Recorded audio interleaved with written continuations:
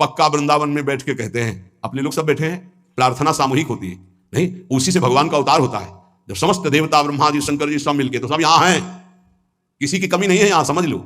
यहाँ शिव भी हैं, यहाँ जीव भी हैं, यहाँ श्यामा भी हैं, यहाँ श्याम भी हैं, उनके प्रेमी भी हैं, उनके विरोधी भी हैं, सब हैं यहाँ। सभा तभी पूर्ण होती है, बगीचा तभी पूर्ण माना जाता है।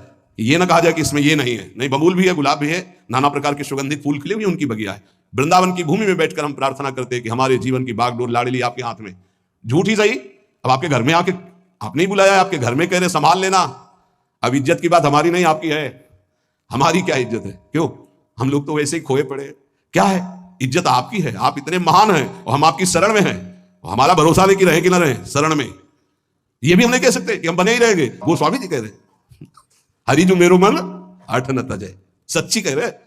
बातें बनाना अलग बात होती, शरणागति का निर्वाह करना उन्हीं के बस की बात है, हमारे बस की बात है। बड़े बेईमान है अपने लोग। श्री जी से कहेंगे कि आपके सिवा हमारा कोई नहीं है, आपको हमने अपना जीवन, और यही बात कितनों से कह चुका है, यही बात कितनों से, उनका नहीं हुआ, आज यहां कहेगा, फिर किसी और से कहेगा। ये बेईमान बहुत है, विचित्र मन। इसलिए वृंदावन की भूमि में साक्षी करके हम इसलिए कहते हैं कि वृंदावन श्री जी को याद दिलाएगा कि आपका जन है, इसने कहा था, हमने सुना था। साक्षी कौन? वृंदावन।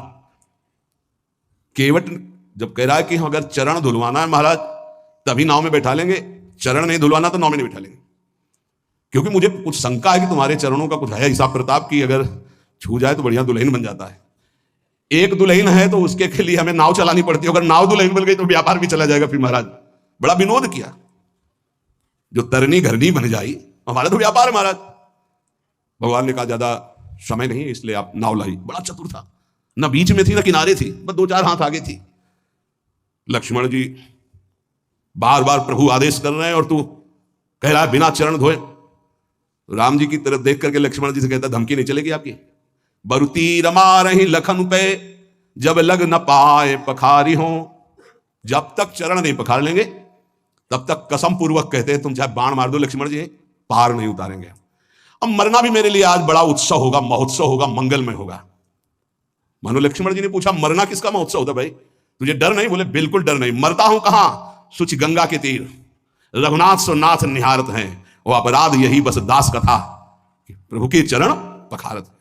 बोले कोई पूछेगा किस अपराध के कारण मारा गया? बोले रघुनाथ जी के चरण पखारने की बात कह रहा था। कहां मरा? बोले गंगा के पावन तट पर।